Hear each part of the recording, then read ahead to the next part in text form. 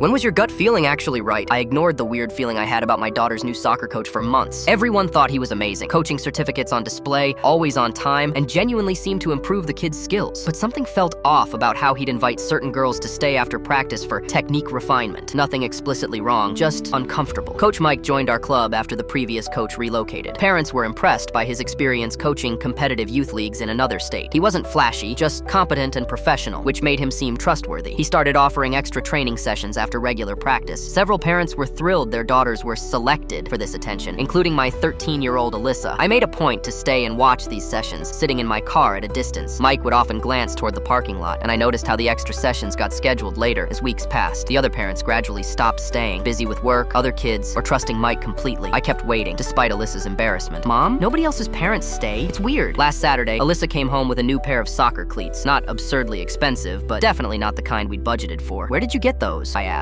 Coach Mike had an extra pair from his niece who outgrew them, she said, avoiding eye contact. He said I needed better cleats for the drills we're doing. That night, while helping with laundry, I found a folded note in her pocket. Saturday, 2 p.m., my place for video analysis. Don't bother your mom about driving you. I can pick you up. Our secret training plan is working. There was an address listed. No coach should be picking up a child alone or inviting them to their home. I asked Alyssa about the note at breakfast. Her eyes lit up. Coach Mike's going to analyze my technique with special software. He says I could make the state team with some adjustments. Then her expression changed. You're not going to ruin this, are you? The defensiveness in her voice told me everything. I kept my concerns to myself and just said I'd think about it. I texted my brother, who's a police officer, not making accusations, just asking for advice. Let me make some calls, he texted back after I explained everything. The next morning, he called me. That address is not in his name. It's a short-term rental. And there's something else? Coaching certification he shows everyone? We can't verify it with any legitimate organization. I had to be careful. I told Alyssa I wasn't comfortable with her going to a coach's house alone, but suggested we could meet at the public field instead for the training session. She was disappointed, but agreed. I texted Coach Mike from my own phone. Hi, Mike. This is Alyssa's mom. She mentioned your offer for special training. I'd be happy to bring her Saturday, but could we meet at the park field instead? I could stay and watch or help if needed. His response was polite, but firm. Training requires my video equipment, which isn't portable. Maybe next time when we know each other better. I'll work with Alyssa during regular practice instead. I showed these messages to my brother, who suggested we observe the address on Saturday anyway. That day, I took Alyssa shopping as a consolation for missing the special training. Meanwhile, my brother and an officer watched the rental property. Two girls from another team showed up with their equipment bags. Mike met them at the door. When they left 2 hours later, the officers approached them and their parents. What they learned was enough for a warrant. The video analysis was real, but also included unnecessary physical adjustments and changing clothes for different drills. Parents had been told other adults would be present. When they searched the property, they found a professional camera setup and evidence he'd been meeting with girls from different teams for months. His computer revealed a pattern: joining clubs, identifying players with less parental supervision, building trust with gifts, then arranging private training sessions that gradually escalated in inappropriateness.